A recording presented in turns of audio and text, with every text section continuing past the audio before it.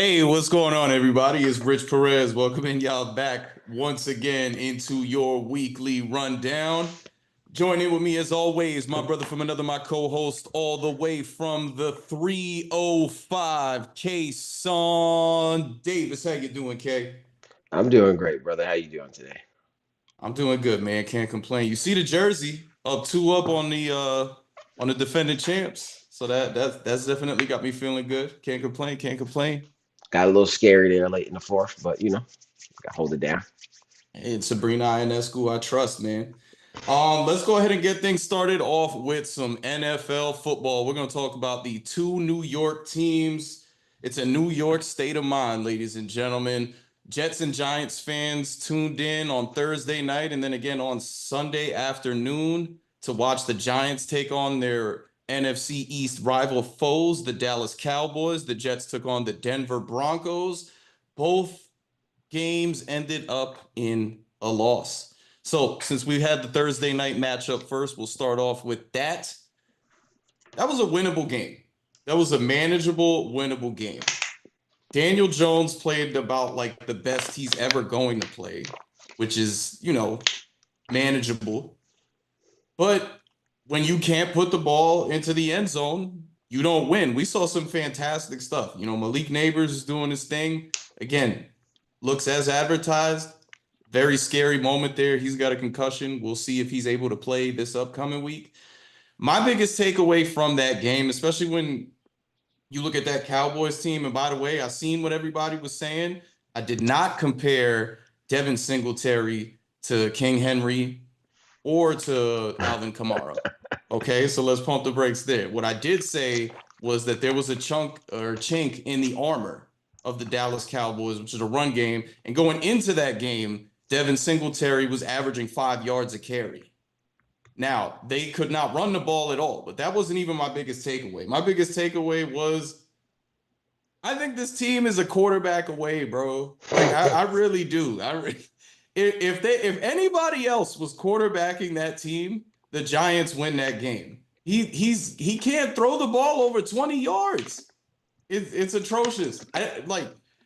My biggest worry for the Giants is that somebody has to suffer for Daniel Jones' transgressions. And that somebody might be Brian Dable. And I don't want that to be the case. I like Brian Dable. I think that we've got a good core in place here, and you just got to build it up. But all right, what do you think? What do you say? We talked about this last week, and when we talked about it last week, I said like this is not their quarterback. So like obviously in a fair world, like you would think that he still gets a chance at it, even though Daniel Jones seems like he might not be working out. But I guess you think about it, he was brought in here thinking like he was a quarterbacks coach. He was with Josh Allen out there in Buffalo, so you think that he would be able to get the best out of Daniel Jones. But to the other side of that, that's not his quarterback. He was never his quarterback. So it'd be kind of unfair if he has to take the hit for it. Like sometimes like you didn't put me in the best position to kind of to do the best that I can. So like I think he still deserves another shot to draft the quarterback or bring in a quarterback he thinks is quarterback and run the system. Because like you said, it seems like they could be one quarterback away. So like why not make that our quarterback? And I think it helps him that him and the GM are on the same page so much. I think they both kind of understand that this is not their quarterback. And in that Hard Knocks, I seen like a clip of it. He was like, when he was talking about not re-signing Saquon, they was like, let's spend that money on the offensive line and see if that guy that we paid a lot of money could make plays for us. And now I think they see, and you could be like, we gave you a fair shake, and maybe it's time to move forward. I love that you said that too, because a lot of people kind of went hard with that line from Joe Shane with we paid the guy for 40 million, whatever it was, to throw the ball. Let's see him throw it. This is the make or break year for Daniel Jones. The Giants have an out after this year. The contract becomes non-guaranteed after the season's over. So this is your perfect shot to see what the guy can do. We're not going to give you the safety blanket of Saquon Barkley. We did give you an amazing weapon in Malik Neighbors, and we want to see what you can do with that. But I mean, like, if you had a guy who could throw 20 yards downfield, Jalen Hyatt would be wide receiver 2 on this team. He doesn't even see the field because what's the point of playing Jalen Hyatt when you can't get him the ball? Like when Tyrod was in there, Tyrod got him the ball. Even Tommy DeVito found a way to get him the ball. Daniel Jones, not so much. So I mean, I don't know, man. I saw Shador Sanders, and we'll get to that a little later. I saw Shador Sanders make an amazing throw downfield and had a guy make a catch for him. I would love Shador Sanders in New York. That's where it's week 5 and we're talking quarterback, K.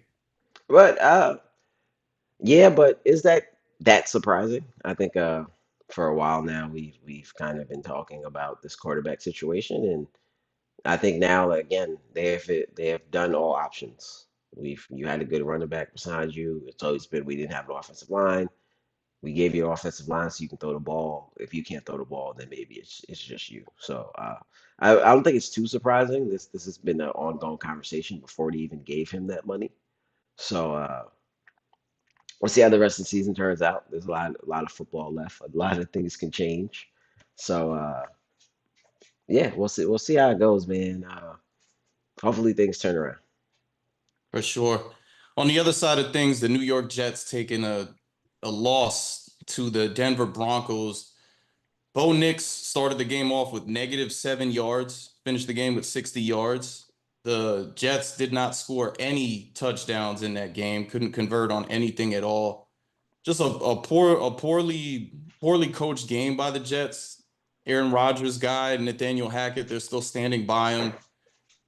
That was a bad loss. That's an atrocious loss. That should have been an easy W. You know, you're heading overseas to go take on the Minnesota Vikings, get a get back game from Sam Darnold, who's been playing out of his mind. Minnesota Vikings 4-0 right now. Instead, we're looking at it like some people might say same old Jets. Uh, does Aaron Rodgers regret signing here? I mean, he made some memes off of that game when he got to the bench. He looked real stressed out. And you're kind of sitting here like, is this a lost season now? Because a week ago, I thought the Jets could be Super Bowl contenders. Now, not so much. So, I mean, Aaron Rodgers' old friend, um, his former wide receiver, who was with the Las Vegas Raiders, requested a trade or prefers a trade. That's out there on the table, but I, I don't know, man. Yeah, they're not going to win the division. They'll probably with Tua being out there, they can probably finish second. But how much is that saying? This is a team to me that's going to be fighting for their playoff lives as this season goes on. Yeah, again, there's still a lot of football left. You think like while this team has been together for 2 years now, obviously Aaron Rodgers was hurt last year, so they're probably still building chemistry, and like you said, maybe some help is on the way for them. Uh, I mean, I don't. You never want to kind of count Aaron Rodgers out. I remember that year. I mean, he's older. He's coming off the Achilles injury, but I remember that year when he was like, "We're gonna get in," and I think they ran the table to get in. So there's still a lot of football left. Still a lot to be played. Still a lot of chemistry to be built. You hope that these things happen earlier in the season, kind of helps them moving forward. So you hit them lumps earlier in the season, and you guys rally together and kind of keep going. So I wouldn't overreact too much. You still got Aaron Rodgers. They lost by what 1 point, I think. Yeah, So they missed the field goal that would have won them the game. it's not all bad. Obviously, they should have won. Would have been nicer, but like it's not all bad. They're still a fairly new team. They're trying to get rolling and get things together. So still a lot of football left. If this was like mid-season, maybe late season, I would worry a little much. I think, like I said, for them kind of still being fresh together, I like this earlier in the season so they can kind of hit their stride later on. The other thing to that too is Garrett Wilson hasn't played his greatest ball to start the season. And we've been watching Garrett Wilson since his rookie year. He's been sensational, one of those Ohio State receivers. So you hope that he can kind of get it together. And then if the Jets can pull off a package for Devontae Adams, Garrett Wilson, Aaron Rodgers, that can be a little scary. But To me, like they something's got to be done about coaching. I don't, obviously you gotta roll with this. There's no other options, but I mean, maybe Aaron Rodgers has to start calling some more audibles or something because the way that it's looked has been bad. Yeah, again, and maybe that's something he decides to do later on in the season. Like I said, it's still early, so when it is this early, you kind of never want to panic. They're still a talented team. They still can turn it around. With the football schedule, every loss kind of matters, but like again, I'd rather it happen now earlier where we can kind of learn and build from it, and we're still fresh together and then it happened later on in the season. You know, with these sports, sometimes it's about playing your best ball at the best time. So obviously, you don't want this to snowball into something terrible, but it happens now. You got a lot of time to fix it. So if it is, he has to start calling audibles and start doing whatever and whatever the case may be. At least we got that out the way early, and now we can kind of solve the issue moving forward.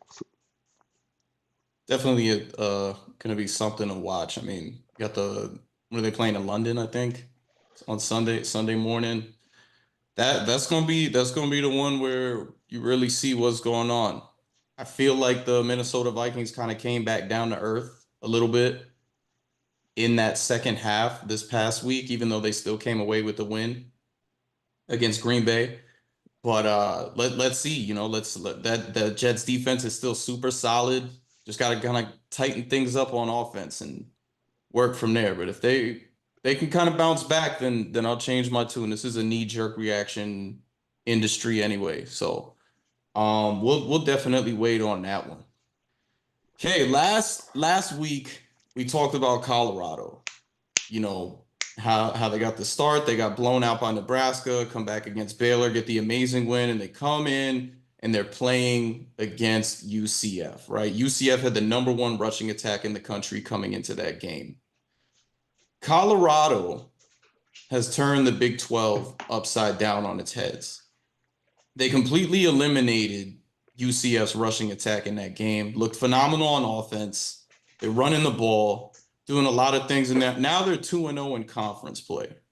So you just look at it and you think like all those people that had so much hate for Deion Sanders and the rest of the Colorado Buffaloes, just like can you keep denying this now? Like to me at this point, this is year two. They haven't been relevant in over a decade before Prime got there. He's there now, couple more wins away from a bowl game. I do not expect this Colorado team to go the same way that last year's Colorado team went. Now, we've talked about Shador Sanders already. We talked about how good this win was. 2-0 again in conference play. They're on a bye next week. They have Kansas State, who's a super solid team. If they can win that, then we're really going to be talking about rolling heads. But Heisman watch. Saturday was an amazing day for college football too. I mean, Jalen Milroe did his thing, but the man, I don't understand how the odds for Travis Hunter aren't higher to win the Heisman than they are. This man is doing it on both sides of the ball. Scored a touchdown on offense, gets a crazy pick, and then hits the Heisman pose afterwards. I don't know if it's because he plays for Colorado, if it's because he's not a quarterback, but this is dominant stuff. And I don't care. Jalen Milroe looked sensational on Saturday. He did kind of calm it down in the second half, though he did make a game-winning play at the end there. But I mean, I just can't. I cannot pick against Travis Hunter in this Heisman race. Yeah, I think him playing both sides of the ball at an elite level like that really kind of makes him real interesting in this case. I think this is something we've kind of haven't really seen because most people don't play both sides of the ball, especially at this elite level. So I think, like you said, he should be in the Heisman talk. Obviously, you've seen him hit that pose, and I think more people are kind of starting to like look at it now. But I guess if you win the Heisman, do you have to? Is it like for a position, or could you just like win it? Like, does he get nominated based off like offense or defense, or could he be nominated for both type of thing? Does that matter? Nah, it's the Heisman's the Heisman. The thing is, you know how everybody values quarterbacks in this league. Right. So I think as the season keeps going, and if he's playing at this elite level, I think more eyes are going to start being put on it.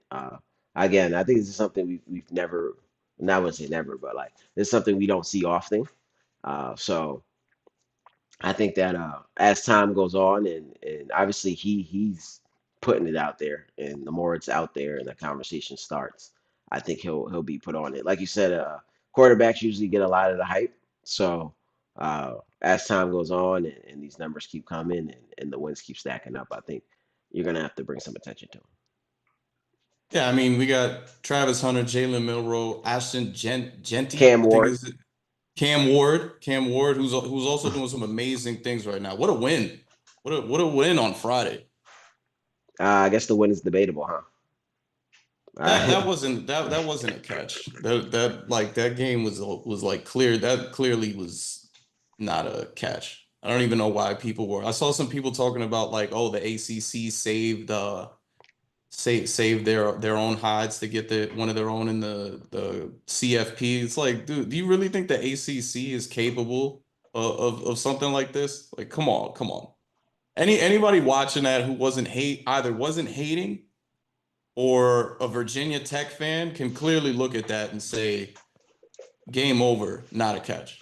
I think where the debate comes in is the fact that they called it a touchdown on the field, and it's you need kind of like solid evidence to be able to overturn it. So I think even if I think the debate comes in is with people like, was there enough evidence to say that it wasn't necessarily a catch? Because you got to stay with the rule that was called on the field. I felt like clearly it was though. Like we were watching that replay for like 2, 3 minutes. I thought they won the game before they even went to replay. I didn't hear them call a touchdown, and I just seen everybody celebrating. Then when they said it was like because even when they showed it in real time, it doesn't look like he has it, but he doesn't have control of it. Right. I think we've seen a lot. I think it's just tough. I think correct me if I'm wrong, but I think you have to call the touchdown on the field to review it. I think if I'm you not. call incomplete, you can't review it. Uh, don't quote me on that, but I think that may be the case. So that might be why they called the touchdown on the field so they can review it. But I think if it was like incomplete, then game's just over. Hey, I mean, it looked like it wasn't a catch. I feel like even with even with you being a Kane, like you can objectively say that that wasn't a catch. Yeah. And I mean, I don't honestly, I don't know. Like it was really that close to me. I really don't know, and that's where it goes back to like I thought they'll just keep whatever the call on the floor was. So as soon as they called the touchdown, I was like, oh, I guess it's over. I didn't think there was enough there to kind of really overturn it, but I'm also not a referee or a replay guy. So uh, they said that technically, the ACC released a statement and said that one of the Canes players touched the ball while he was out. So technically makes the catch incomplete because technically someone was out. So that's something I wouldn't have known looking at it. But if that's what they say, I can say that one of the players was out and he was touching the ball. So it makes sense. Canes continue the undefeated season. You know, looks like they're gonna keep rolling with it. I feel like Virginia Tech's probably gonna be the toughest opponent that they see until Louisville. That's gonna be the first ranked matchup. We're gonna be glued to that one too. But it's been an exciting season, Kay. I can't lie. This the most I've been locked in college football in a while. Yeah, definitely. I think Florida they play FSU still. I think that's homecoming. I think that still be a tough one just for the fact of that rivalry. Even though FSU is not that good this year, I think to be able to spoil the Cane season maybe I think will be exciting for them. So I wouldn't, even though they're not that good this year, I wouldn't count that team out either. It's just in that matchup. For sure, for sure. Before we get into some NBA, before we get into some NBA talk, let's go ahead and get through some deep dives. Astros just got knocked out of the postseason. Detroit Tigers look amazing right now. Best team in baseball the last 2 months. Looking real hot. Scored a bunch of runs. Definitely a team to be scared of. Mets up 1-0. They're playing right now. I think Kansas City is still playing Baltimore. They're up 1-0 in that series. And winner of the KC Orioles series gets the Yankees. So we'll be talking some more baseball as we get closer into the DS. But last night, Kay, the New York Liberty go up 1 or 2-0 over the defending champs, the Las Vegas Aces. Solid game. It got a little scary there at the end coming back in, but man, Sabrina Ionescu just went out of her mind last night to be able to lock this thing up. Yeah, yeah, big game for her, and it's also big because last year in that final series she didn't play well. So to come back and kind of fight those demons, and she's probably motivated to play well against this team to show that she can play. Obviously, it's not the finals, and you would have wanted to play well better in the finals, but to come back and have this type of performance, Stewie's on the court, and Sabrina looked like their best player, definitely hitting big shots down the stretch, keeping a minute, and it got real close where they almost maybe blew it because they were up kind of most of the game. Vegas makes this late run, but Sabrina just being amazing and kind of coming back from last year, and this is probably the matchup she's been waiting for to kind of show that she can play because she didn't play well against them last year in the finals. I think they got him. I was looking at some of the stuff that was going on the bench. You know, Becky Hammond's like losing her mind with Kelsey Plum on the side. I saw the thing trending with the Asia Wilson comments about Kelsey Plum. I don't think they're that big of a deal, but I mean, hey, you never know. Uh, but the other thing where I think they got him too, last year what killed the Liberty in that matchup with the Aces was their perimeter defense. And they've been pretty on par with their perimeter defense in this series. Yeah, yeah, definitely. I think they've kind of just been better overall. Like I said, for Vegas, they didn't have kind of the greatest season, and I said you can kind of never count them out. And I'm still not counting them out because they can go home, get some home cooking, win 2 games, and we're right back here for game 5, and anything can happen, kind of like what happened at the end of game 2. Yeah, I think perimeter defense and just Sabrina playing well. Like I said, she didn't play well last year, and if you take your second best player not playing well against all the weapons that Vegas has, it's kind of a recipe for disaster. So I think they've learned a little bit from last year, and I think they're going to be motivated to go in there and kind of not play with their food. You don't want Vegas to get 2 and get some confidence because you know what can happen. Anything can happen in that game 5. Uh, Yeah. Anything can happen in that game 5. So I think they learned. I think they got better. I think Sabrina playing better. The defense is better, but let's see how what happens when they go to Vegas and kind of can they hold up. I got it.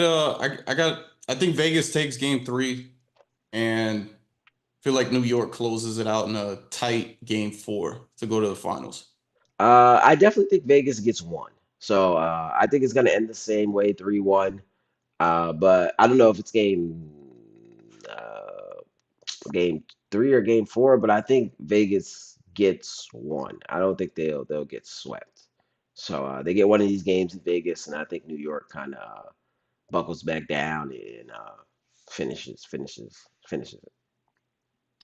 For sure, for sure. Let's go ahead and get into the men's side of things. The NBA, there was a big trade over the weekend. Carl Anthony Towns was acquired by the New York Knicks in a deal that sent Julius Randle over to Minnesota along with Dante DiVincenzo. Join in with us, host of the For the Community podcast, one of our resident Knicks fans, Stat. What's going on, Stat? What's going on, fellas? Thank you for having me. Shout out to the Knicks, man. Shout out to the Knicks. All right. He's one of the few that I seen was hyped about it because there was a couple people that wasn't happy about the trade. And that's okay, man. You know what it is? In life, it's all about perspective. It's all about perspective, man. And I can't be mad at people for thinking that we made a bad trade. But it's quite the opposite. We made a great trade. Made a great trade. Are you willing to So say the Knicks are back? We were back before that. Don't play that. Don't play that. We was back before that. Chip, what you talking about? um My thing with you, I understand what people are saying when you talk about closing lineups or you talk about mentality kind of Mm. things with Cat because I've had my gripes with that type of stuff when it comes to Cat throughout his career. But I've also had gripes about Julius Randle. And I feel like for the majority of Julius Randle's tenure with the New York Knicks, Knicks fans have complained about the usage rate with him. Now, you send over Julius Randle to Minnesota. You get Cat, who's a Tibbs guy, played for Tibbs, shoots better from the field. Not 3-point percentage, the field. He's a guy that can score without the ball in his hands. This is defense is defense, and we can get into what the defense looks like. Mm. This is scary offense to me, Stat. Listen, so here's the thing, right? Julius Randle, he had to grow on me, right? He came at a time when no one was really coming to the Knicks. Everyone wants to give him his flowers for that. Like, oh, no one was coming to the Knicks. Whatever. Cool. Thank you, Julius Randle. We appreciate you. But that's been my biggest problem with him is that he wasn't efficient from the field. And he's 6'8", country strong. It's like you can easily score whenever you want to, 10 feet within, sir. You can get fouled, you can get the layup. Best opportunities inside the rim. But Julius wanted to be the Julius from 2020 when his best teammates was RJ Barrett and Elfrid Payton. Like that's the Julius that got his confidence up to make all NBA teams. And I can't be mad at him for that. But for people to think that this wasn't a clear win by the Knicks is kind of insane to me. Cat is the best shooting center in the NBA. And it's actually not even close. Like if you look at the numbers, 50, 40, 20 plus multiple seasons. No one else has done that in history. No one. Not a single big. I'm sorry, not a single big has ever done that. And here's my thing, too. When the Celtics did it last year, everyone praised them. Oh, they got KP, they got Drew, wonderful moves. The Celtics this, the Celtics that. But then when the Knicks get someone who's better than KP, they already got the superstar point guard. They got the two-way wings on the roster. Now it's, oh, but what about they bench? Who they got coming off the bench? Who's going to be doing this? They gave up too much. Now look what happened. Now look what happened. The Knicks do it, and it's a problem. I just want to know, fellas, is it a problem? Because I'm biased. I'm a Knicks fan. I think it's a great move. But again, it's like the same. It's like the song goes. It's cool when they do it. It's a problem when I do it. That's the life of a Knicks fan, man. We can't make any move that isn't widely agreed upon without people coming back on us. Like, oh, I don't understand what they did wrong. Like, why would they trade their depth? We traded one extra player. So you telling me one player made up the depth for the Knicks? We was in trouble then.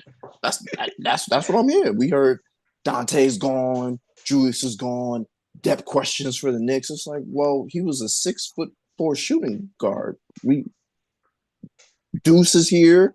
Kolick had a great summer. I'm confused. Forgot Where's about this Coley. depth? You feel like, come on, guys, and it's okay, right? I got a list of people who are upset about this, and come November, they'll be happy. So I'm cool with that. I'm cool with that. I have one thing.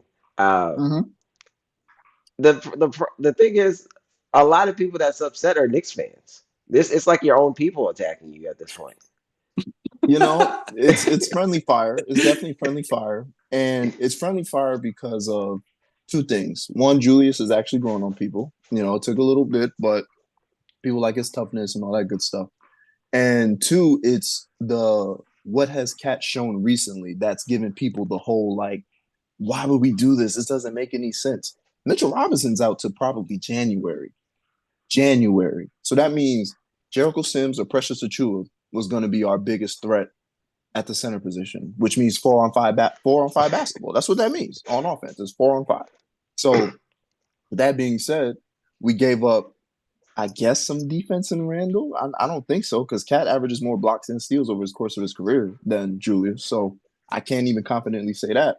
And when I start bringing up these points, the same Knicks fans are like, oh, but he's not really a center. He's a power forward. Then I got to go to Google, type in stats.com, show that Cat has played center his entire career until Rudy Gobert got there. So like we love moving the goalposts. You know, certain Knicks fans, they just like to go from one problem to another problem. You know how New Yorkers are. We're all New Yorkers, right?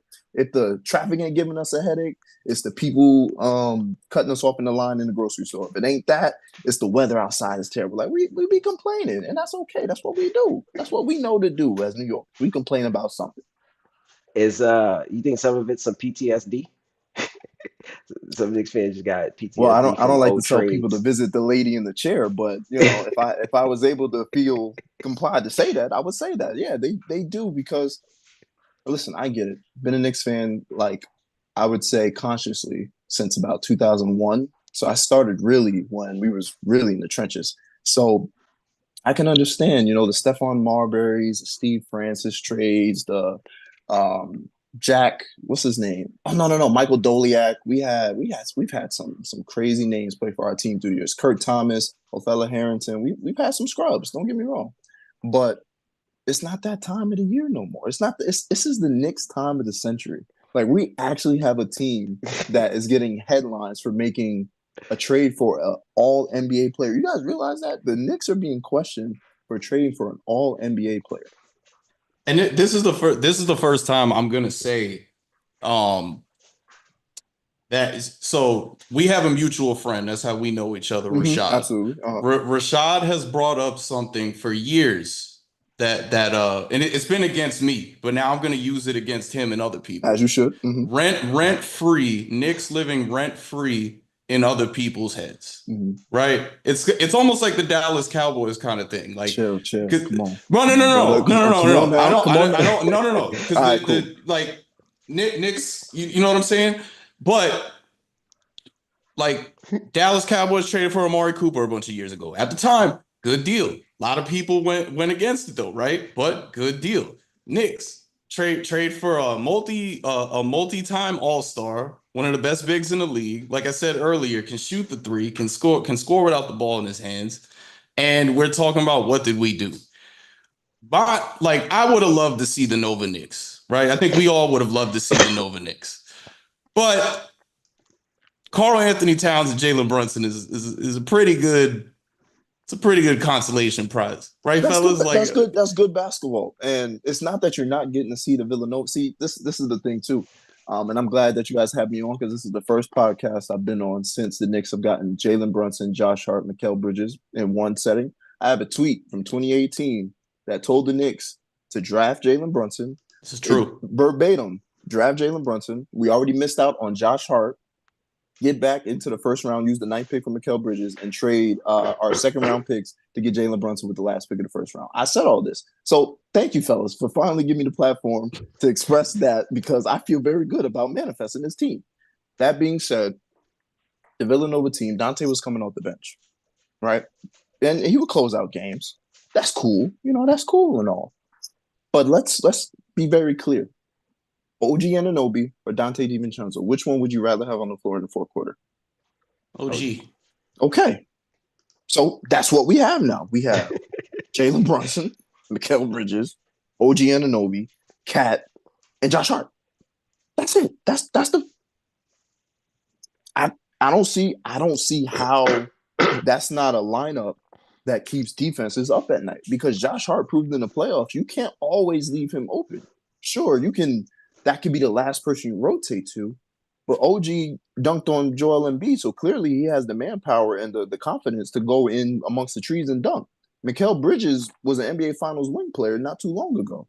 And I don't need to mention Mr. Jalen Brunson, you know? And I think about Cat, I think his confidence was affected when Anthony Edwards became all you're hearing is he's the next Michael Jordan. He's in movies, he's in Netflix series, and he's everywhere. And that could be, you know, that I'm not saying he was jealous of him, but that could be a transition for a player like Cat where you go from being the man for 7 years in Minnesota to now the last year especially, people will question like, no, Cat isn't the leader of the team. He's not the face of the organization. It's Anthony Edwards. Like it's him. It's not Cat no more. And that might have affected him. But now he gets to go to a team where I think that could be a boost in confidence because clearly we wanted you because we traded for you. It wasn't like Julia said, hey, I want out of New York. And that's why we ended up getting Cat. It was like, no, we want you, Cat. We've had your agent here running the show for the last 3-4 seasons, and low key, he's been trying to get you. He's been trying to trade for you at least for a year now. So again, I think is in terms of what you asked about PTSD, I think the Knicks fans that are outside of me and a couple of others just need to slow our brains down. It's not the same old Knicks. We don't have Jerry Jones as an owner still interfering, still doing interviews, all in the music videos. We don't have that no more. We good, baby. We gonna be all right. We gonna be better than all right. We going to the finals. I'm calm. I You got said two that last things. year though. He did say Nah, that no, no, last no, no, year no, though. no, no. See what happened was that was very situational. We had a really good game. Jalen Brunson dropped 40 something on somebody. I was feeling good. We going to the finals this year for sure.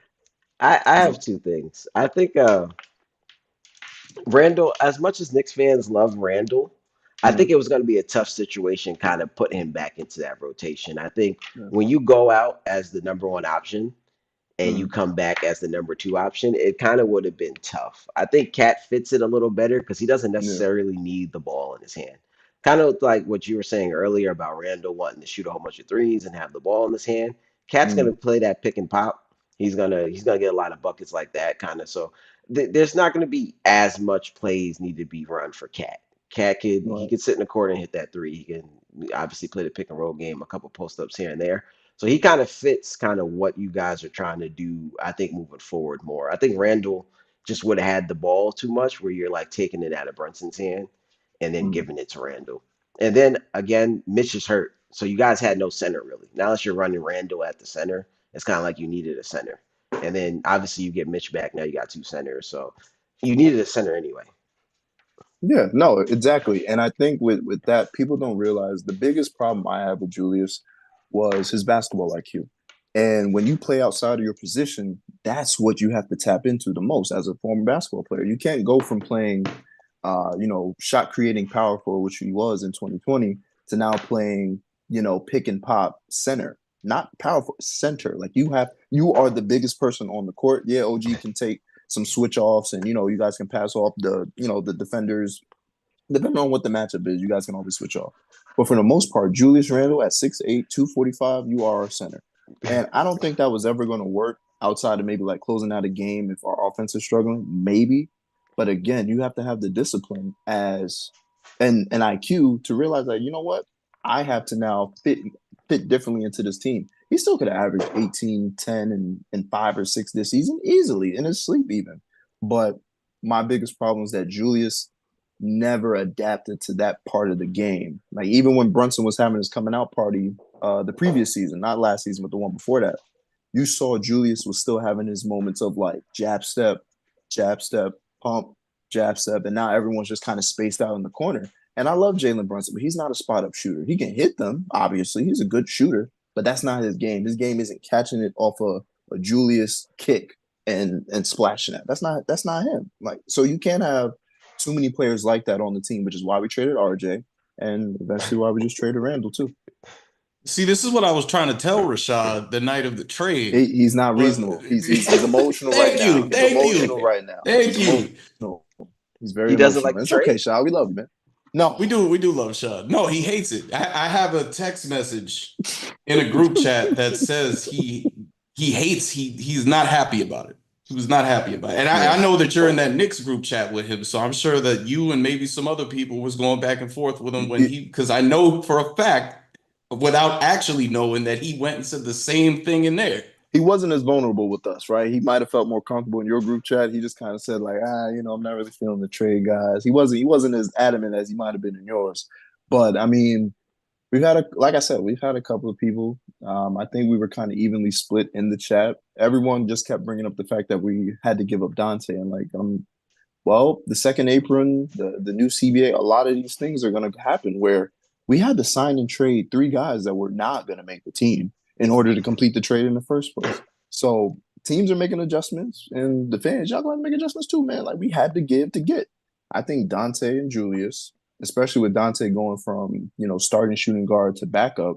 Yeah, sure. Reports are now coming out that he was thrilled to for the opportunity to play with Mikel again, but I saw it in Dante's face. You know, the more they kept talking about Nova Knicks, Nova this, Nova that, it wasn't really. Dante don't care. Like Dante just want to hoop, and that's okay. Like he doesn't need to be the yeah, we're the best friends from college. Yeah, you don't really need that, and that's Dante. Dante's cool and regardless. He about to go in Minnesota and ball. So is Julius, but again, I can't see why too many Knicks fans are mad about this trade. It just doesn't make any sense. We have again the best shooting big man in the league, and he's not injury prone like KP. And look, you saw what KP did in what 50 games for Boston last year, including the playoffs. That's all we need him for 55, 60 games. We don't need him to be anything more than that. Like we made to the second round, one game away from the conference finals without half of our team. So we get Cat, Bridges, Kolick. Kolick is going to be the name to watch. I'm going to keep saying his name and keep bringing it up, just like I brought up Jalen Brunson in 2018. Tyler Kolick's that dude. That TJ McConnell 2.0. Just saw that. Y'all just signed from he was on the Pacers. Oh, Just TJ Warren. signed TJ Warren today. Yeah. Training camp, Shout out to my 8th grade classmate, man. Shout out to TJ. Shout out to You TJ. making that up? You serious? No, I'm serious. He went to Neal Middle Oh School man, Durham, North man! I Carolina. wish my drops were working right now. I would have dropped a bomb on that. Nah. And I was just talking in a group chat about that because Eli, he was like, yo, stat. I'm like, what? And he had sent the picture of TJ signing the contract. I'm like, wow, that's crazy. Like, we was in 8th grade choir together, and this is in the middle of North Carolina somewhere. And it was just like 5 of us in there. You know how they give us electives just to fill out the schedule. And I walk in, I'm like, Dad, this is somebody taller than me.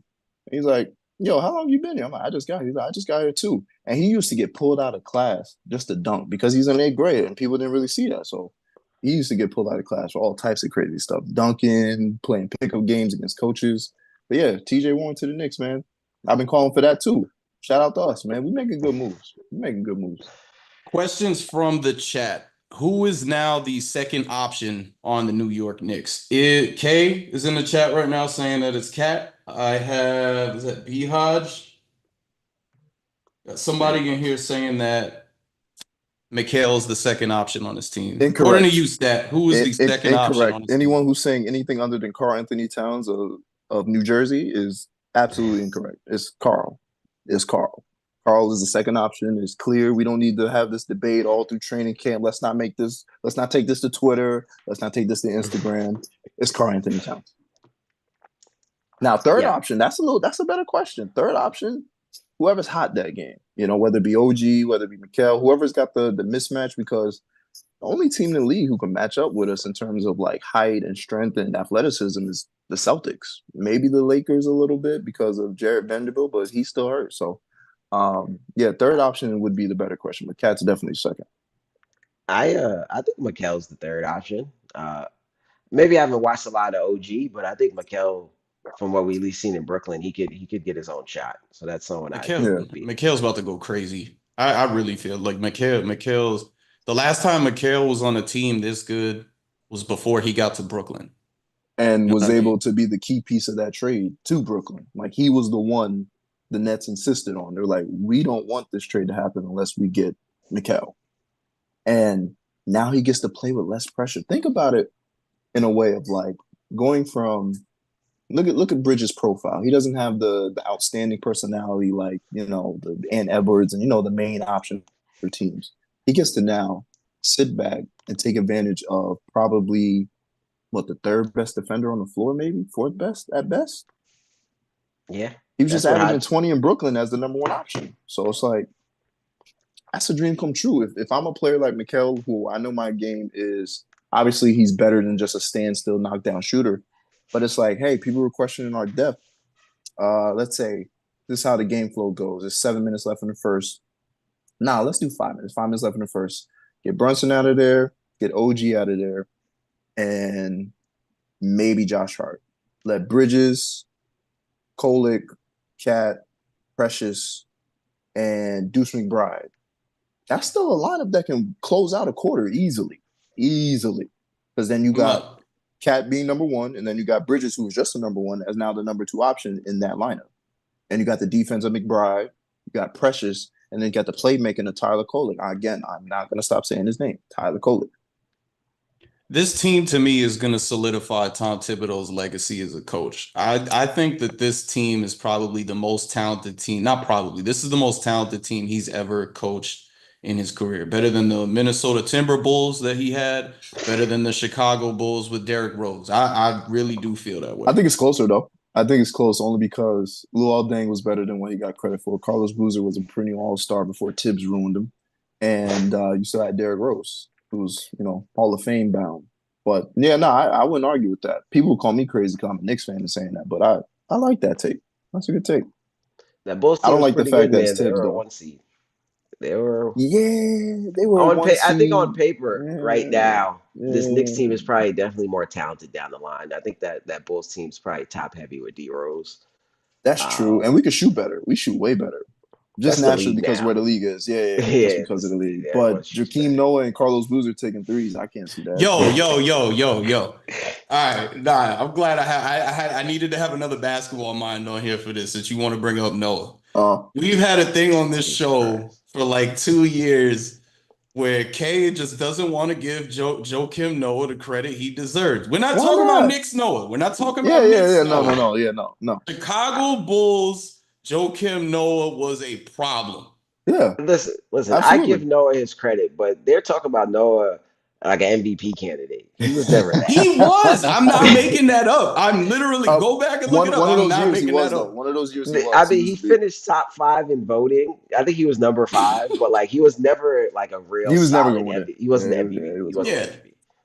They be talking to me like he was the MVP. That's win I'm I not don't giving know, him not that. not MVP. But I mean, like, I'm not sitting here telling you he's the greatest thing since sliced bread, but he was a problem. Like, it's not like Derrick Rose had some hitters on that team when he was rolling before he got hurt. it. Yeah, Mm.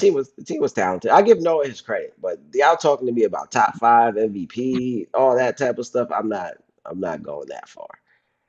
I mean, he's not far. I think if let's say we're talking like Hall of Fame, for example, right? People are going to unfortunately try to put Draymond Green in the Hall of Fame.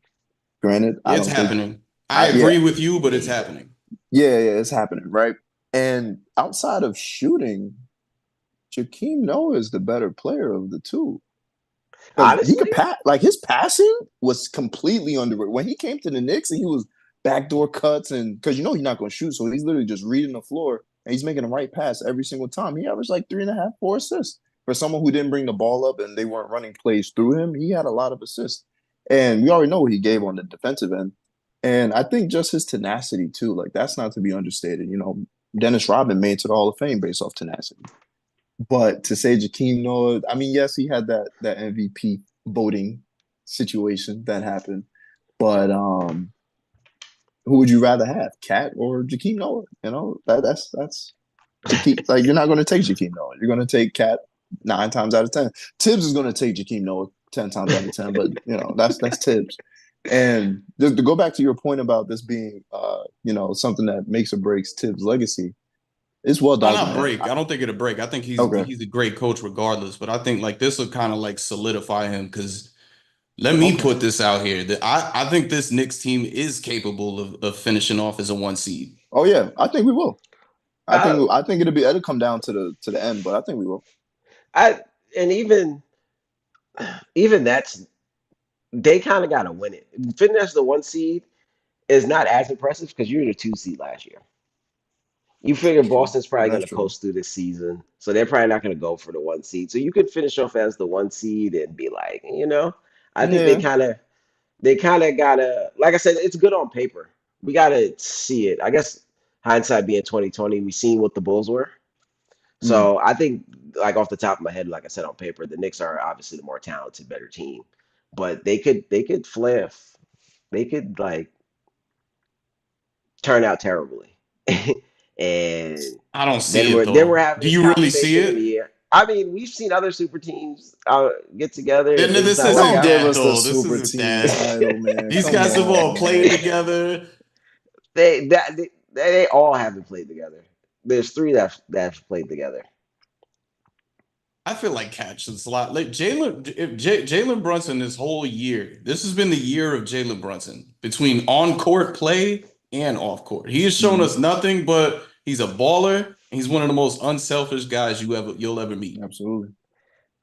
I'm just saying things could go wrong. We've seen other. Paul George has been part of 5 teams we thought were going to work out now, and none of them Maybe. have worked out. So, I'm not saying it's going to happen. I think they'll be fine. I think they're versatile enough to play multiple different ways, even if people get hurt. If OG goes down, you still got Michael to kind of be your best defender out there, and he still can create. So I think the center position is going to be a little tough until Mitch gets back. But I think Mm. even if a couple people get hurt, you're still versatile enough to play different type of ways throughout the season if you need to. Yeah, I agree. I think outside of injuries, the biggest thing that actually stands in our way is Tom Thibodeau. And that's because what ends up happening is the biggest difference between the Celtics and the Knicks right now is coaching. That's it. We match up well 5-on-5. We match up damn near the best team in the league to match up with them. Tom Thibodeau is going to he's going to be the reason we either win and make it to the finals or fall short. And as someone who's never supported the hiring of Tom Thibodeau, I'm trying to be as unbiased as possible here. He doesn't know how to make any adjustments. He simply doesn't know how to operate outside of the realms of defense. I have watched games so intently and watching just Tibbs' reactions on the sideline. On defense, engage, pointing out, calling out command, just very engaged. Offense, arms folded. I've seen him. We had a really bad possession at some point last season, and Tibbs' face didn't change. I watched it. I'm like, how are you not upset by what you just saw? We didn't do anything. Like, we called a timeout. What play was this, Tibbs? He doesn't. That's not his game, and I can understand that. But can we get someone in here who knows when to? Hey, you know what? We're not going to run with this lineup. We're going to run with this lineup. And I think Joe, from learning with Ime, he knows how to do that. Nick Nurse knows how to do that. We already know about Eric Spoelstra. You know what I'm saying? Mr. Heat fan himself in here. Eric Spoelstra, best coach in the NBA. He knows how to win with whatever is available to him. If Eric Spoelstra, Nick Nurse, Ime Udoka, Popovich had a team like the Knicks have right now, undoubtedly we'd be the NBA final favorites. No question. No question off the strength of that alone, because now you have someone who you know is going to try something different if something isn't working. We're playing the Pacers and the 76ers, and we just kept doing the same thing. It's like, not to get too far off topic, it's like when I watch the Jets. It's like we just line up to expect to be better than the other team and that be enough instead of actually making adjustments to now outsmart the team. We don't believe in outsmarting teams with the Knicks. Tom Thibodeau is like, nah, I got these 6.5 guys. We're just going to run them 45 minutes for 6 months and hope for the best. Hope no injuries happen because these are the 6 guys I want to play. Like, you want to let me coach my team? Like, I can see Tibbs being the one like, hey, this is my team. I'm going to coach them the way I want to coach them. And then now he's got people like Josh Hart who's like, yeah, I don't mind playing 42 minutes. It's basketball. Jalen Brunson, yeah, it's basketball. I'm going to have to play anyway. No, fellas, we need you guys to get some rest. We need you guys to relax. Otherwise, we get beat by the Indiana Pacers in the Eastern Conference semifinals because we only have 4 good players available. So Tibbs will be the reason why the Knicks make it or don't. And I think What that's if, why back to Rich's point about like it's kind of make or break for him. He's had good teams and he's going to be a great coach regardless. But Yeah, I guess he won with the Bulls the Celtics as an assistant. But yeah, as that the don't head count. coach, yeah. That don't he's count. never won. And we're going to look back on it in a few years and be like, well, he had the talent to win it. So He I think this did. is kind of make or break for him. And then we all kind of know him for, like you just said, playing his way. He's going to play people 40 minutes. They got to play defense, this and that. So I think when we look back on it, if he doesn't win, it's going to be like, well, he was a great coach, but maybe he was stuck in his ways. He could have tried a couple different things. He should have maybe won a couple. So I think it is kind of make or break for him right now. Yeah, absolutely. If you look at his record, I think no other coach outside of Doc Rivers has coached as many All Stars. And I Tom never even Thibodeau, thought of that.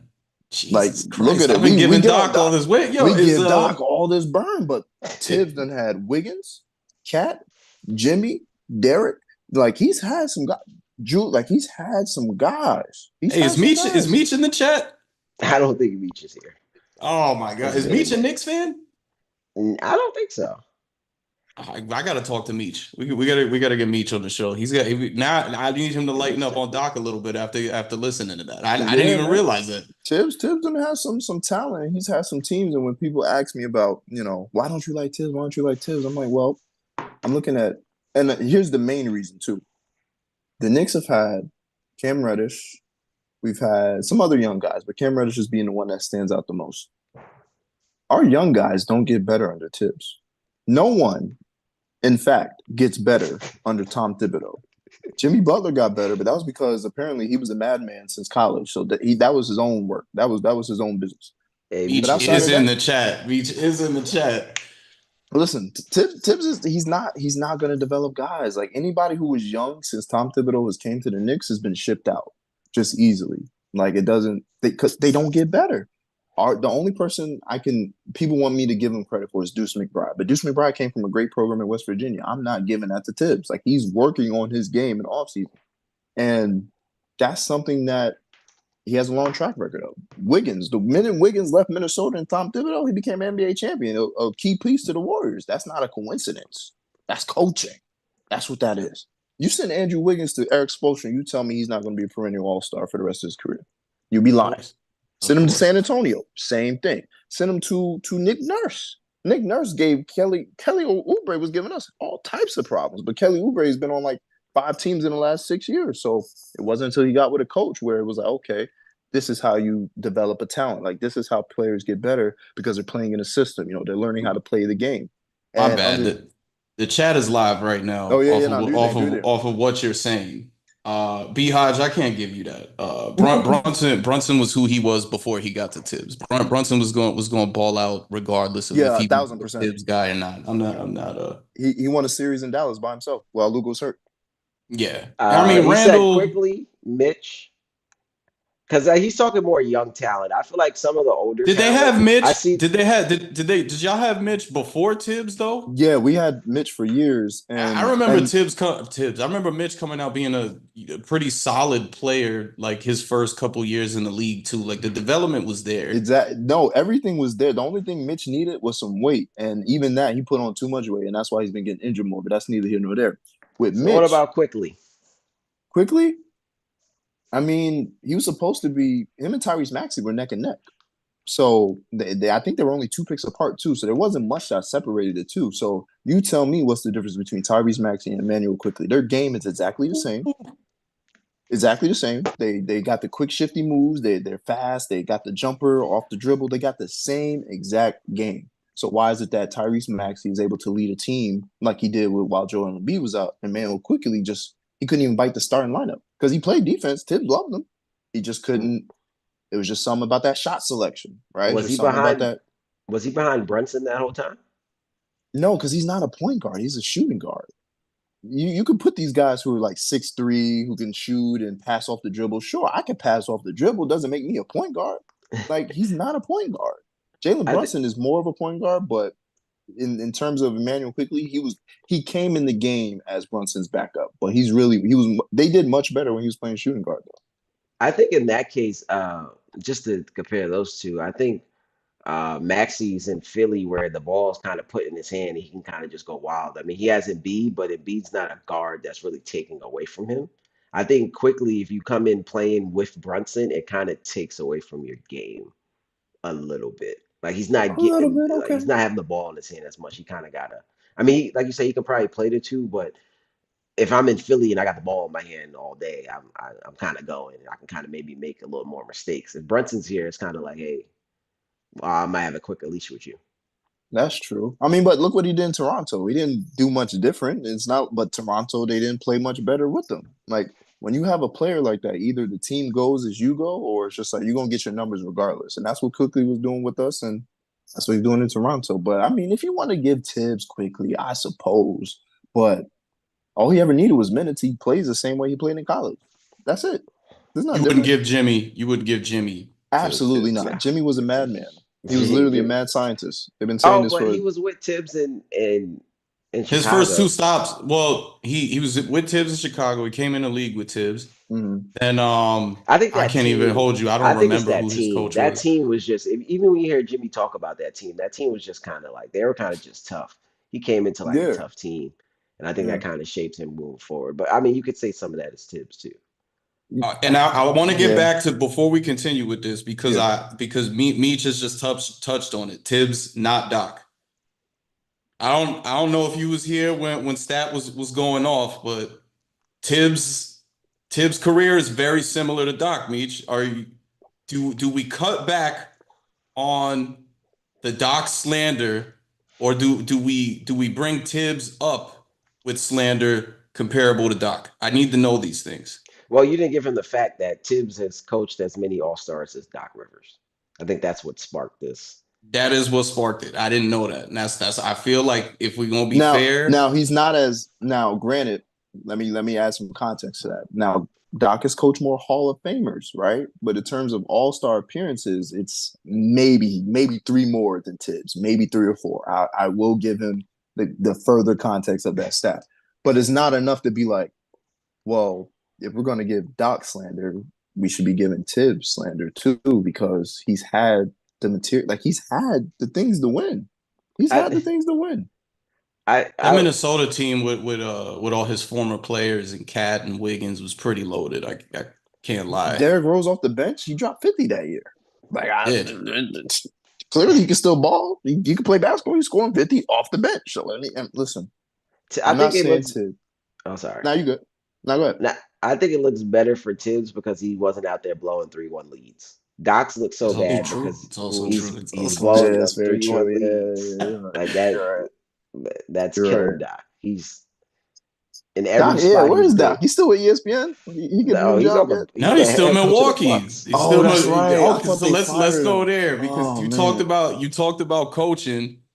Um, we know Boston's there. They're the defending champs. Philly just Right. loaded up with Paul George. Mm, We got year two of Dame in Milwaukee. Doc Rivers is the head coach over there. Nick Nurse, who you just showed a lot of love to, is the head coach of Philadelphia. mm. Outside of Boston, is there any team, and if there is, who scares you in a playoff matchup? 76ers. Okay, let's talk 76ers, about hands it. down. Hands down the Why? Why is it the 76ers. Sixers? I Because got you. Joel Embiid on one knee was already giving us help. On one knee. And Nick Nurse is any coach that can dissect the game of basketball will give the Knicks problems because they're going to make adjustments. Nick Nurse almost beat us in the first round. Almost. Very close. Very close. I didn't want to see the Heat at all. I hate to admit that on this here podcast, but I don't want to see Eric Spoelstra in the playoffs. Do you want to see Eric Spoelstra in the play with a healthy Heat team? Do you ever want to see Eric Spoelstra in the playoffs? No. So therefore, Nick Nurse with a guy like Paul George. Last time he had someone like Paul George, he won a championship. Remember that. Last time he had someone like Paul George as his main win guy, NBA championship. Y'all know who I'm talking about too. The fun guy. When he had the fun guy. But this team is better than that team. This team is better than that Toronto team. Pascal and George, basically the same. Joel Embiid and Kawhi Leonard, in terms of scoring output, the same. I don't want to see the 76ers in the playoffs. I have no interest. We have nothing to prove. We have nothing to prove to Philly. I don't want to see them. I'm good. I'm perfectly all I right. Give us Doc Rivers, please. I think Uh, I think you guys could use someone that's a little like stronger. Your centers are two kind of skinny guys. I think going against Embiid, you want someone that can kind of bang down here with him in the post a little more. But I will say, looking at that series last year, Mitch played Embiid pretty well before he got Yeah, hurt. 100%. So I wouldn't be Yeah, 100% scared of Philly. I've I been. mean, Hey, I actually think Cat being in like Cat's. I think this is gonna be a good move for Cat. Like, and Yeah, hear me on this absolutely. because I'm staying with the topic. He's from New Jersey, grew up a Knicks fan, so he basically gets to go home, and he's playing for Tibbs. When you in New York, you kind of got no, especially when you're playing for the Knicks, you don't really have any other option but to kind of get some dog in you. Pause. Um, like he can get injected with that and run with it. Like we could see a different Carl Anthony Towns playing against Joel Embiid. You already know that they kind of have a little bit of a rivalry with each other, or That's true. as it is. That's What true. if what if the Knicks take Minnesota's kind of game plan last year against Jokic? You put Cat on Embiid and then have Mitch as the help man on the back protecting the rim, kind of like they did with Rudy Gobert. We wouldn't make such an adjustment. Tom Thibodeau doesn't. That's not what he. That's not what he does. That's too basketball savvy of a move to do.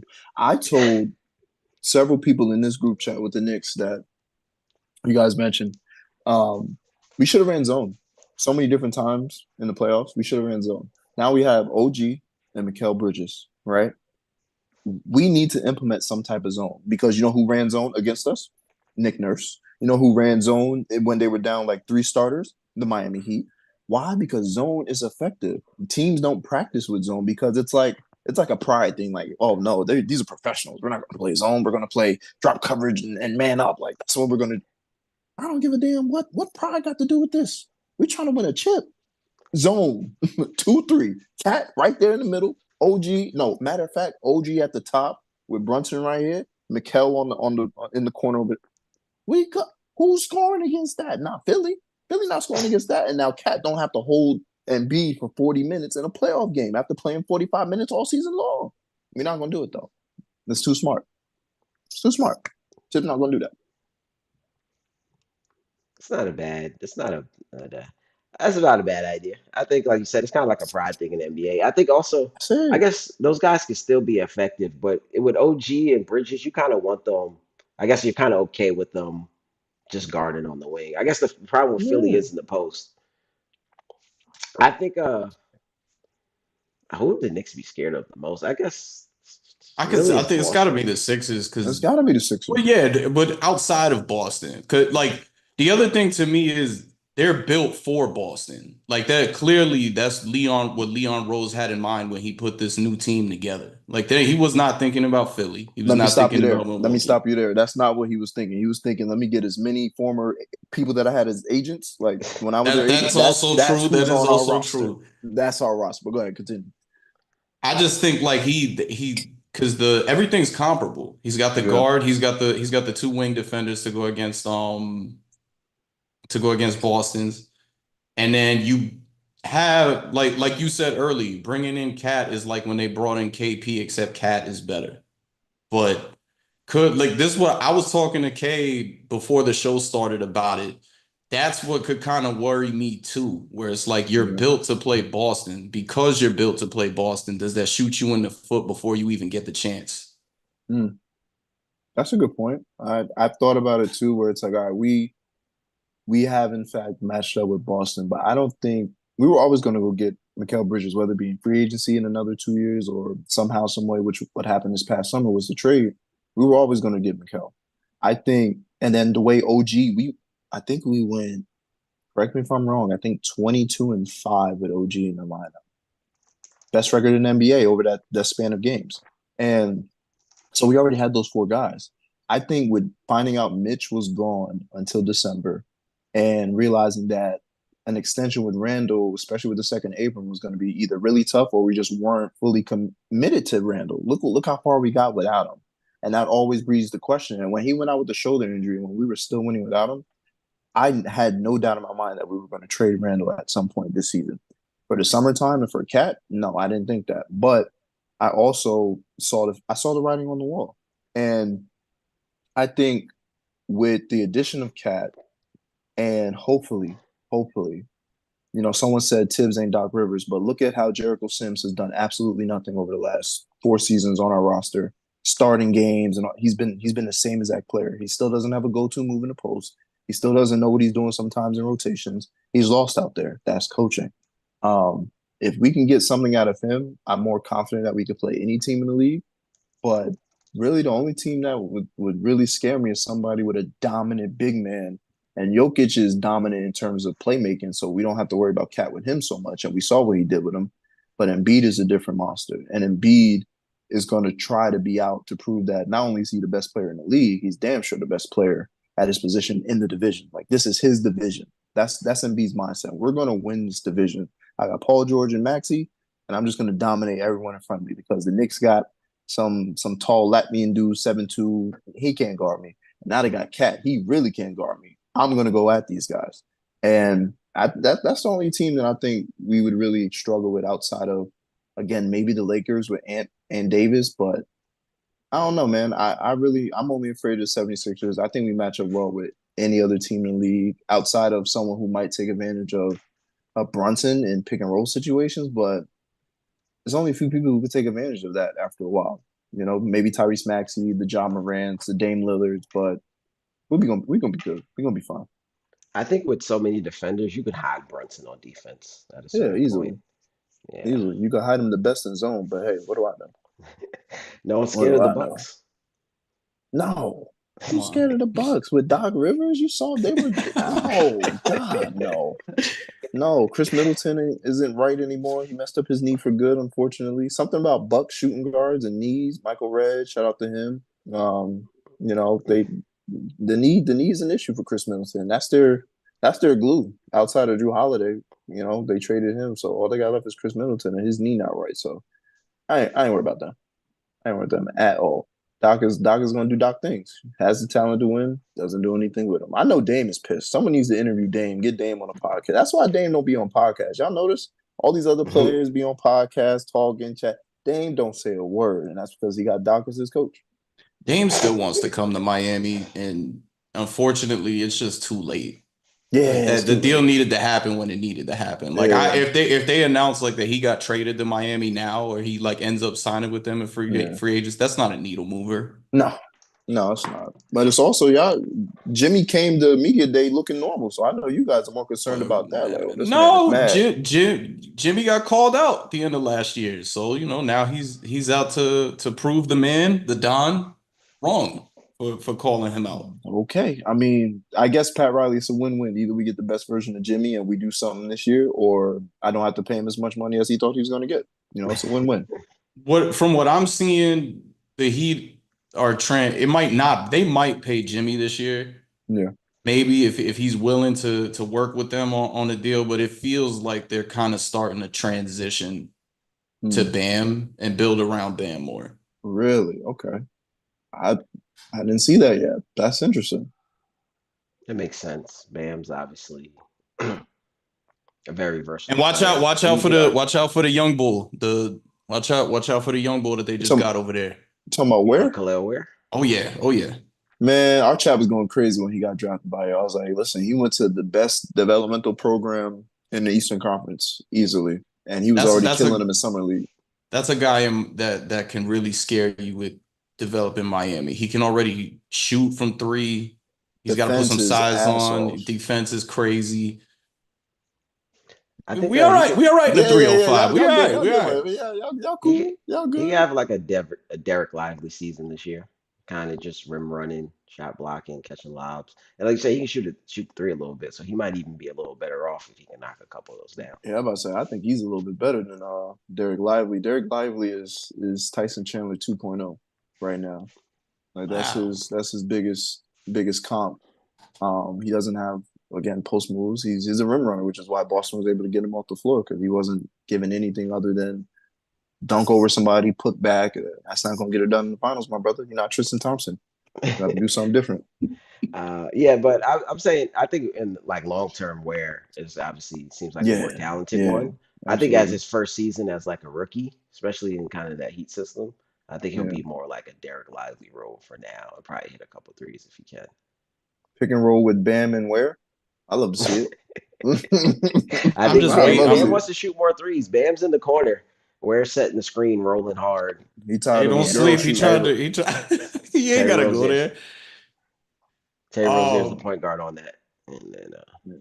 or I'm Jimmy. I'm I'm hoping for a resurgence from Scary Terry, and I'm just waiting for the day that Bam don't got to play the five anymore. Because when Bam plays the four full time, it's scary hours for the rest of the league. Yeah, that's true. I'll give you that. He got to show that. You got to show that 3-point shot though. That's the only way he could be the four. Or the center has to be able to show that 3 point shot. So if Khalil Ware can That's hit the true. three, one of them has to be interchangeable to be able to hit the three, or at least both of them at least be decent, so they can kind of Mm-hmm. flip flop here and there.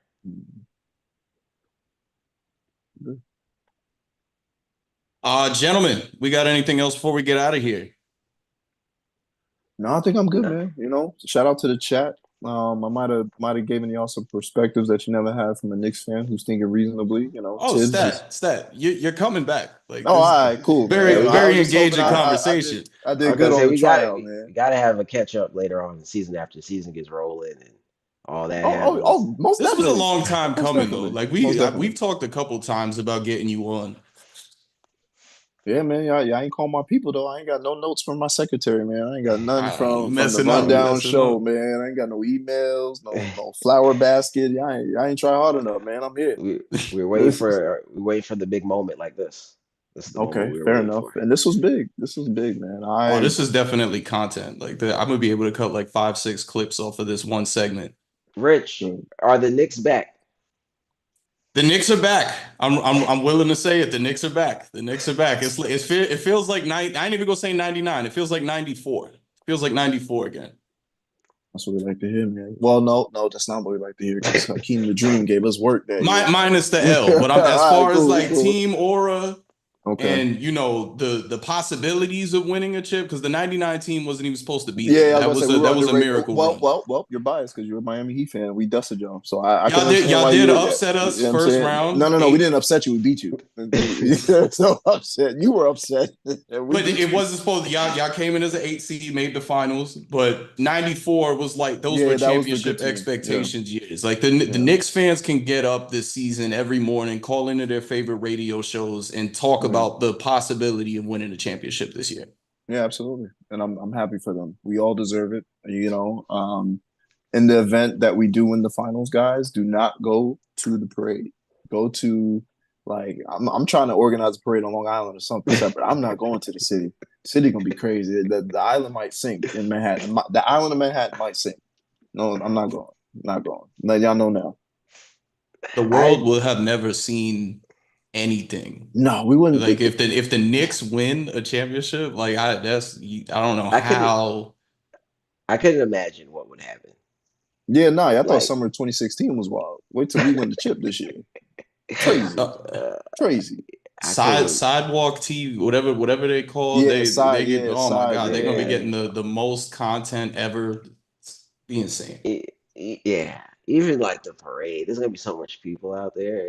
it's not even. It's You're not even nuts. be able to breathe. Like the air is going to be like just suffocating. And you might have to do the parade like somewhere upstate in a separate location. Just everyone just come here. We got this open area because Manhattan is not.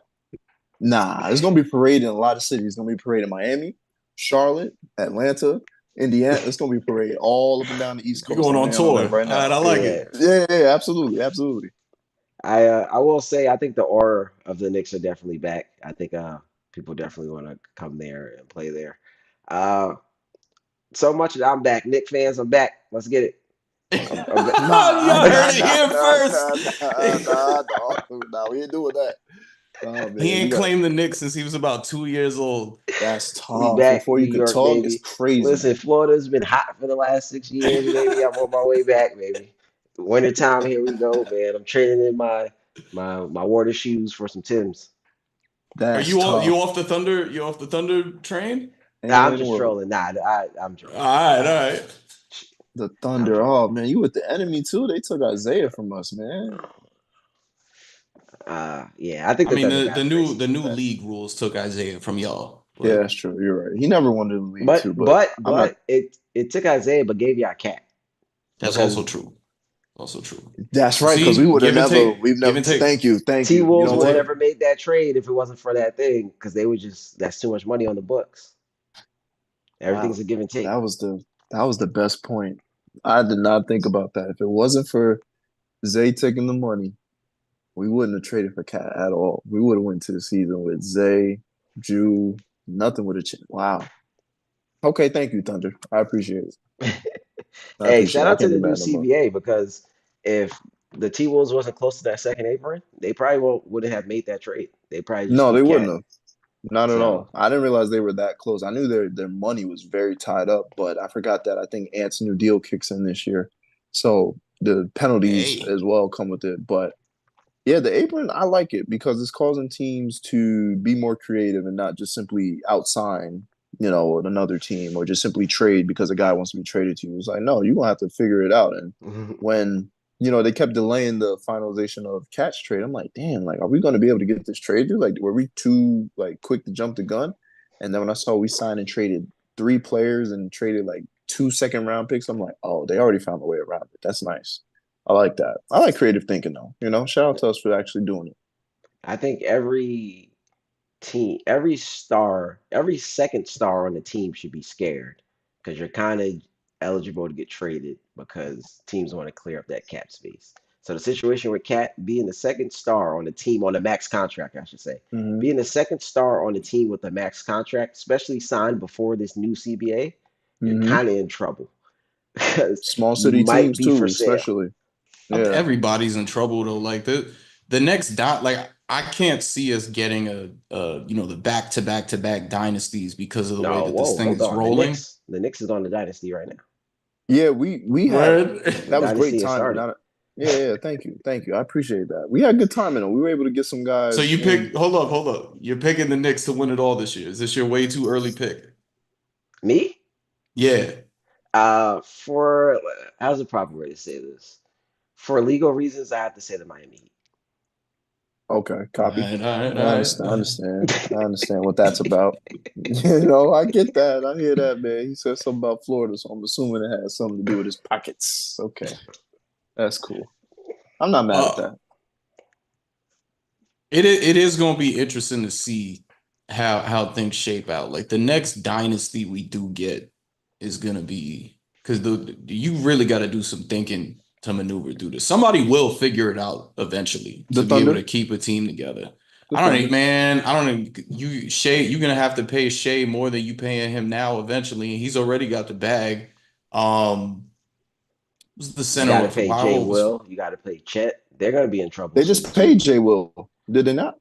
I'm tripping. No, no, not J Dub. I think him and Chet's they've got deals are way this too year. many young guys over there that are eventually gonna like it.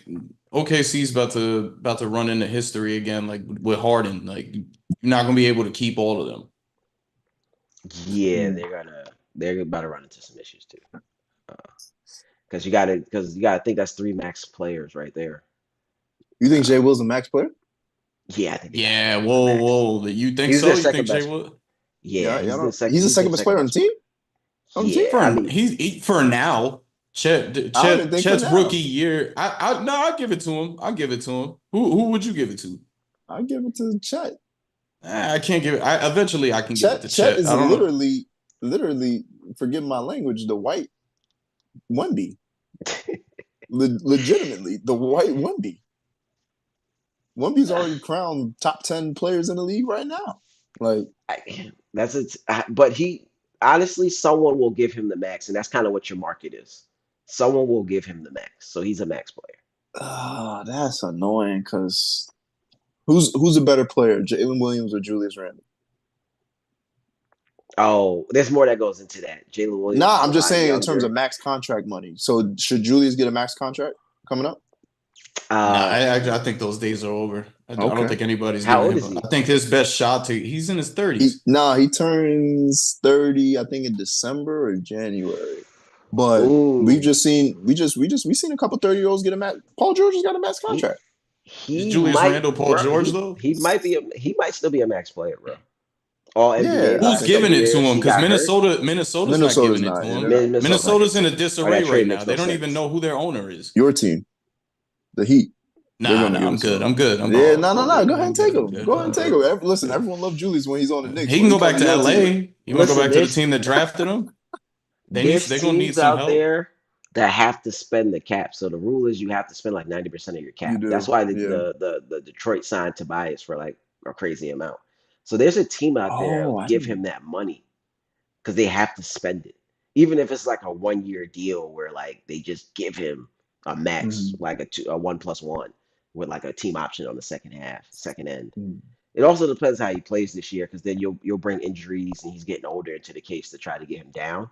But when he's healthy, he was an all NBA player. He's kind of still a max player, bro.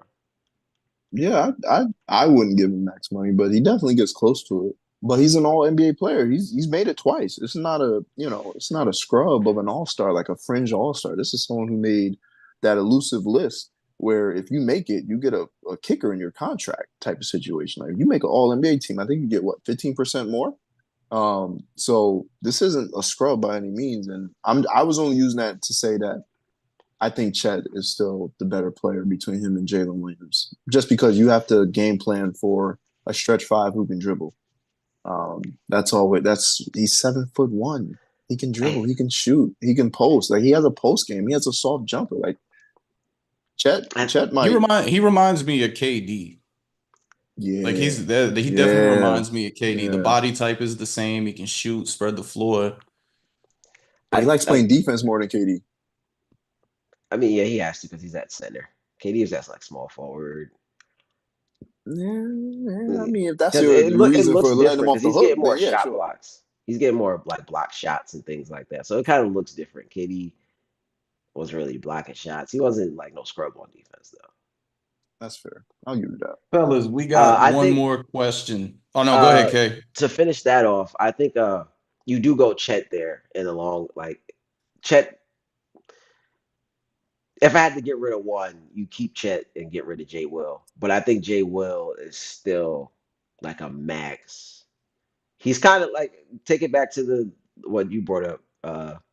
It's kind of like that same situation. You would have had to give Harden that max, even though he's Yeah, kind of true. like your Yeah, third best player in that situation. yeah, Because like Chet does a lot and he's more unique. That's why I would keep him. He's blocking shots. Like you said, it's hard to get a center that's dribbling, shooting, all that type of thing. But Jay Will does a lot for them too. So you kind of got it. that's true. Like he's a max player too. But Chet is probably their second best player. You convince me. I'm not. I expect him to be there. I Yeah, just last year was pretty much his rookie year with the first year missing because of injury. So I didn't want to crown him. He's going to be a problem in this league. I just didn't want to crown him like that because he's coming off the rookie year, and I want to see a little more. But I'm not mad at it. I'm in the same boat as you. Eventually, I'm putting him there. It could be this year. You know, Jay Will plays defense too, though. he Because does. Yeah, he they does. had him. He was basically, I guess you can't put him over Luke Dort, but he was their second perimeter defense, and it was like him and Luke Dort Yeah, going back and forth sometimes. So it's like Luke Dort's on one, and he get tired, you put Jay Will on him. So Jay Will, that's it's like I said, it's like the hardest situation. You kind of got to give him his max too. yeah, that's true. I don't know why I thought they already re-signed Jay Will. You're right. They're gonna have an issue sooner rather than later. They're gonna have to choose between Chet Max and Jay Will Max because I don't think you're allowed to. Well, by the time it happens, because the salary cap's going up, so maybe Oh, somehow the some way TV they deal. could finagle that because I think the biggest jump in salary cap is supposed to happen after this year once the TV rights deals kick in. With the Got a NBA bag. leaving TNT and whatnot. So we'll see. I, I think they'll be all right though. I'm m- confident in that team's ability to make something happen, especially with what 12 first round picks. They'll be all right. They'll be fine. me Sam as a Presti's been a GM, wizard too. I'm going to them and being like, someone has to take a little less. Like, I'm sorry, like the way the Yeah, rules are, even if it's yeah, everyone takes maybe like 5 million less, but with how much money people are making, like they Shay's about to be like 90 million a year. Like he could take 80. yeah. He could take. It's Yeah, a he could tough take 80. You could it's take a tough 80. ask. You don't But need the I'm money. I'm gonna be Yeah, like, yo, bro, if you want Jay Will, you kind of got to take 80. I'm sorry. It's just the rules. yeah. I'm mad at it. They it could get to a point where they kind of recreate what Miami did in 2010. It's just like we need you three to just come together. We'll build a team around you, but y'all got to take whatever it takes to put this team together. See, the problem is it's more like the OKC thing because everyone's contracts aren't at the same time. I think Shea gets his first. Mhm. So if Shea signs for the max first, then you have to like go to everyone Didn't he else and be already like, yeah, get you have to paid take though? max. Where's he at in his contract right now? Did he just sign last year or is he about to come up? Yeah, that's what I he. thought I he's think about to come up. he's no. 2022. Yeah, Yeah, he's 2022 we locked signed. in. He's locked in. He just re-signed? 2022, yeah, 5 years, 179. Biggest You steal in gotta. the league right now, next to Jalen. So yeah, now you got the other two. Like with the Heat, all three of them were at the same time. So you can like we can even your number out. Like now, let's say jump Hmm. on it now and be like, hey, we can get all you guys 80, and that's where you guys are at, because that's where the Heat were at. We're all at 16. So boom, we're Hmm. good. The Thunder situation, KD signed first, Russ signed, and then it was Harden time, and it's like now you got to take less because everyone else signed, and they Everyone took else too too. much money already. The thing that works Hmm. out for the Thunder now is that Jay Will and Chet are at the same time, so you can kind of try to even theirs out around Shay's. So hopefully that works out for I can see them getting 55 each a season by the time it's for them to extend because they both, rookie contracts. That's 4 years. So him. they Right. got Yeah. time. Right. Man, listen, that's a lot of money. It's easy to say they could take less, but man, that's a Yeah, lot of yeah. money. It's easy to be like, I could take 80 for an extra 10 mil on the table. You might be like, hey, bro, I don't know how much I like living in OKC. Yeah, right. Yeah, no, I don't know. I don't know about that. Absolutely. Like, listen, I'm seeing just That's a quick probably sidebar. They have Shea projected to be the NBA's first $80 million season single season earner, and this was May 22nd. So I'm assuming, based off when his contract is up and when he's able to get the extension, Shea would be the first person to make 80 million. yeah. He's gonna So go back to LA. Shay? LA Clippers? You said Shea? Yeah, Yeah, Shea. Shea going back to LA. that's not happening. Oh, you know why? I like that. Shea I going like back to that. LA. He's a fashion guy. He's going back to LA. He never wanted to leave. I know you could tell he never wanted to leave. That boy don't be smiling in OKC. I They mean, they know they be having winning. fun. They be having fun. Yeah, Yeah, they winning. Everything's fun when you winning. yeah, it sounds good in theory, but They're Shay, like, in the words of the kids, he be putting that shit on. That man cares about how he look and how his brand is. Not saying that he don't care about basketball. I'm not saying that at all. But if I had to choose between 80 mil and OKC and 73 and a half with the Lakers or the Clippers, no, listen, I forgive you for trading me. I'm going back to LA. Well, Palmer got the money. He's that deal comes up. Unless y'all should do what y'all didn't do with KD and get something back. Yeah, that's uh, true. honestly, that's probably gonna happen. If he doesn't sign an extension, no player kind of makes it to free agency anymore. You don't sign that extension, you're getting traded. But I think we got to see where the teams are at. I think if this team is still, I guess at that point they'll be They could win number a one. championship. Like If they're still he could winning, win a championship. He can win a championship in the next but 2-3 years. Like they what are that what good. are you convincing me to go to LA for? Just because it's LA? Because I'm not going to LA to play with Kawhi and he can't stay on the court. No. Kawhi's gone. Yeah, he's Kawhi's out of there gone. by then. Kawhi's out of there. We might not be able to find Kawhi by then. So who are you? I guess Max Christie's little brother is gonna be doing his thing by the time not playing with him. that Shea Not playing. is. Not playing with him. You still got Zoo. Zoo is still over We're not. there. We, Um, Terrence that's Mann. Terrence Alex Mann will still be over Caruso, there. Chet, Jay Will. Like everyone you named is not convincing me to leave them. You don't like Terrence Mann? Man, listen. What's wrong with Terrence? Terrace is cool, but I'm not leaving. Like, you're not convincing me to leave what's going on over here to go play with Terrence Mann. Who's ever left Well, in it's a any money situation to go? situation now, though, because like again, they're gonna go No, back to they him and say we need you to take less. no, If no, no. Ballmer says Listen, I can give you 80 mil a year, you ain't listen, going listen, back to the listen. team that drafted you. You're going to him and saying, "Hey, can you take less to keep your friends?" If he says no, then one of his friends got to go. You give him that money. Like he gets the money. Like we're not. You don't like you. You feel me? You ask him nicely. Hey, we're trying to keep your friends. He says no, no problem. Here's the rest of the money, sign it, and you figure the rest of it out. Then you figure out who you want to keep or if someone else will take less. You keep Shay and probably Chet, and then you're kind of, if you got to lose Jay Will, you're kind of in the situation that you're in. But Shay is the main one you have to keep, so you're not playing around with his money if that's what he wants. Y'all can take J Dub if that's what y'all want. Y'all want him to go to LA. Well, we'll gladly walk him over there to you. Like I'm just presenting you situations that may or may not possibly happen in the next 5 to 6 years. There's some people's money you play with is he's probably not one of them. And that's the other thing too. Meech is totally right. Another reason why y'all lost KD. Would you rather live in Oklahoma City or Los Angeles? It's no brainer. Listen, It's no brainer.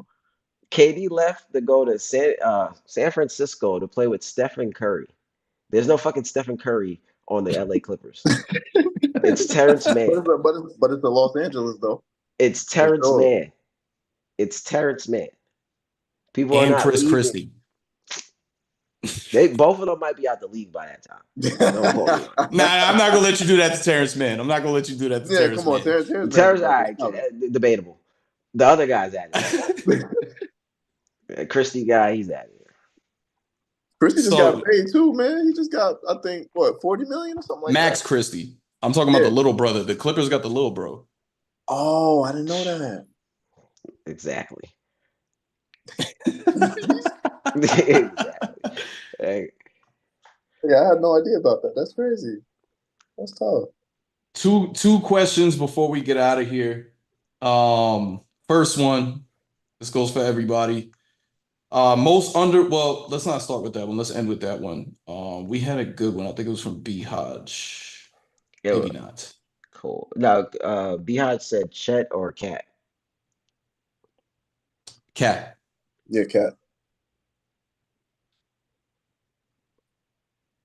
Uh, right now, There's one hesitation. uh, I feel like you being biased. I'm taking Cat over Chet. Yeah, I'm taking Cat over Chat, man.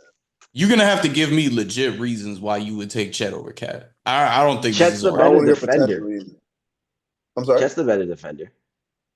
Oh, In the He's a better post, shot. He's a I better don't like shot Chet in the blocker. post like that. I still need him to put, yeah, And yeah, but Cat's not that. Chet. Cat's not that great of a post defender.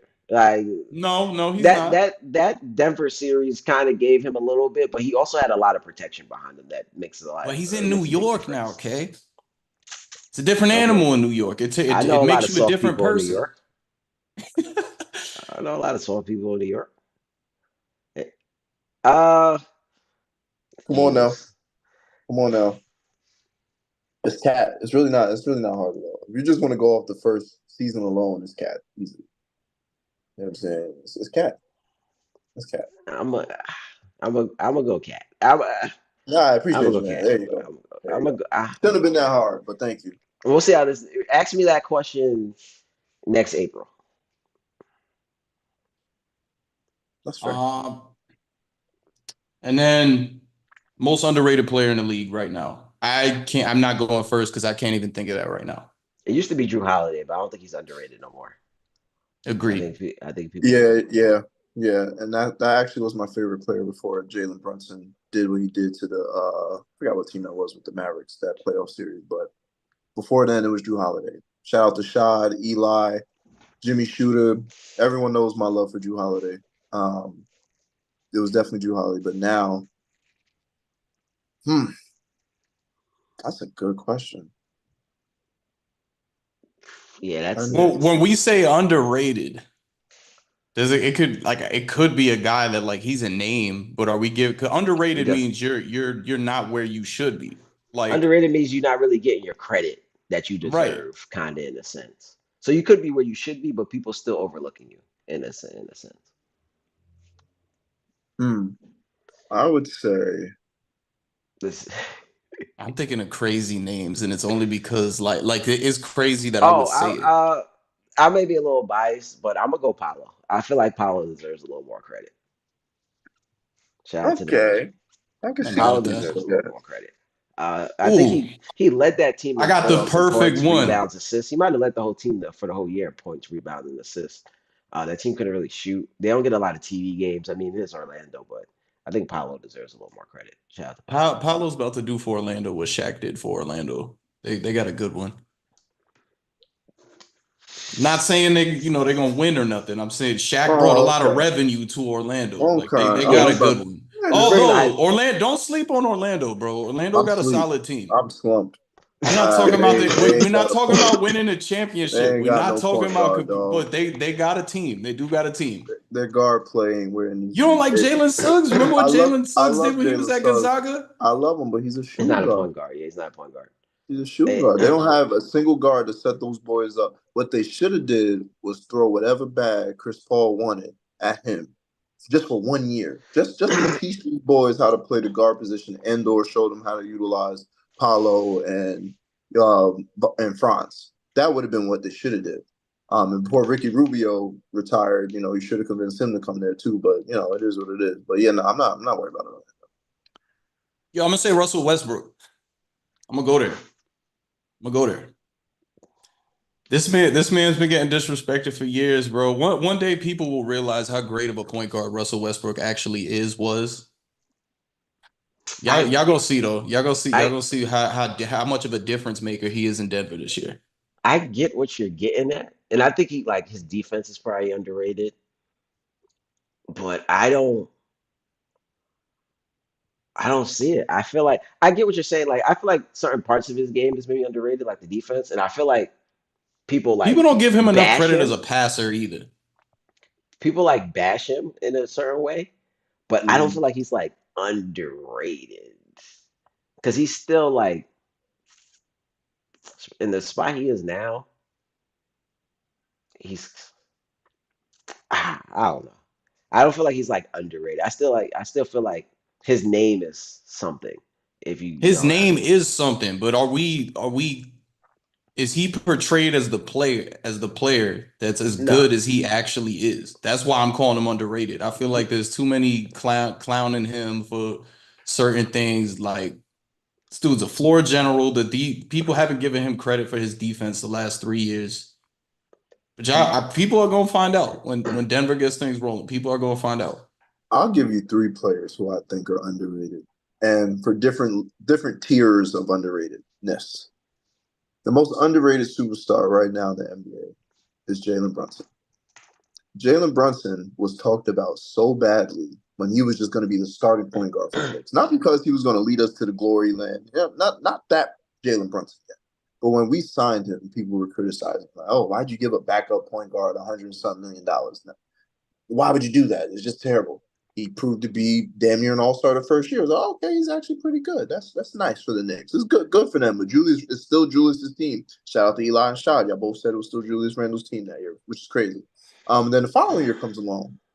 Julius goes down, and Brunson does what everyone said he couldn't do. He couldn't be a 1A guy. The team know that Jalen Brunson is the best player on the Knicks right now on the floor. They're going to key in on him. He can't score.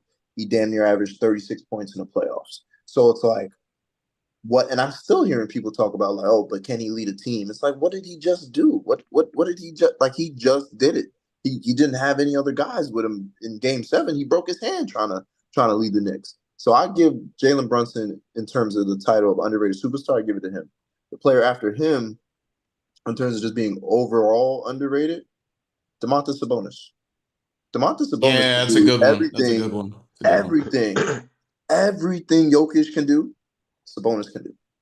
Maybe Jokic shoots a little bit better from the three, but and their post moves, I'll give it to Jokic, but it's closer than people may think. Sabonis is nice in the post, nice, and unfortunately, he has his running mate is someone who needs space and they're able to create off the dribble, so he got to space out a little bit. But if he was on a different team that didn't have a shifty point guard like De'Aaron Fox, Sabonis would be in talks more. But he's a monster, bro. Averaging damn near 8 assists a game, 10 no more than 10 rebounds, almost 20 points a game. He just doesn't. He's in Sacramento, and he doesn't talk. He's the little Jokic, literally.